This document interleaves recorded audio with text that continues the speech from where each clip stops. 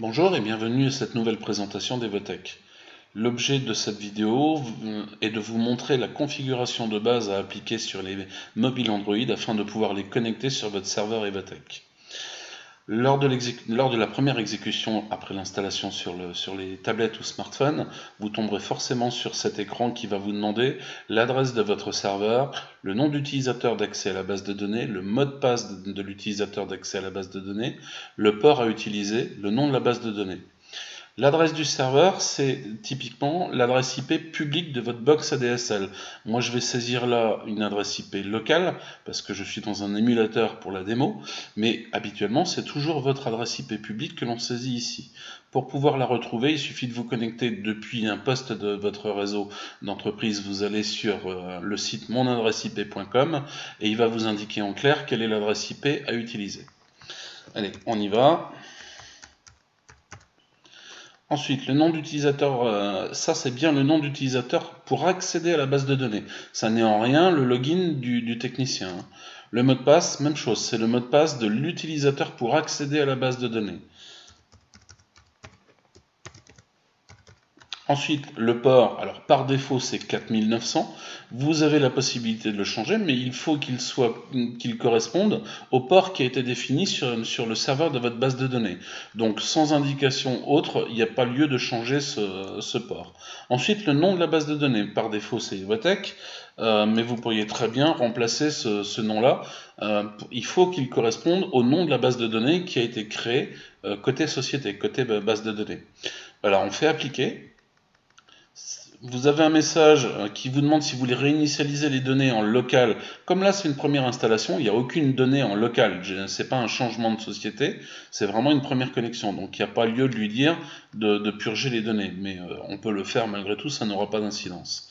Non, connexion serveur réussie. Donc là, il nous indique qu'il a bien pu se connecter à votre serveur et il vous demande maintenant de définir quel est le technicien avec son mot de passe qui va utiliser cette tablette. Donc, on valide le message. On va sélectionner dans l'intervenant, on a la liste de tous les techniciens qui existent dans la société. On sélectionne l'intervenant et on renseigne son mot de passe personnel. On enregistre. Voilà, on est arrivé sur l'interface principale d'Evotech Android. Actuellement, c'est toujours le logo de ma société qui apparaît, puisque aucune synchro n'a encore été faite. On vient juste de connecter l'Evotech mobile sur votre base serveur et d'indiquer quel est l'utilisateur qui utilisait cette tablette.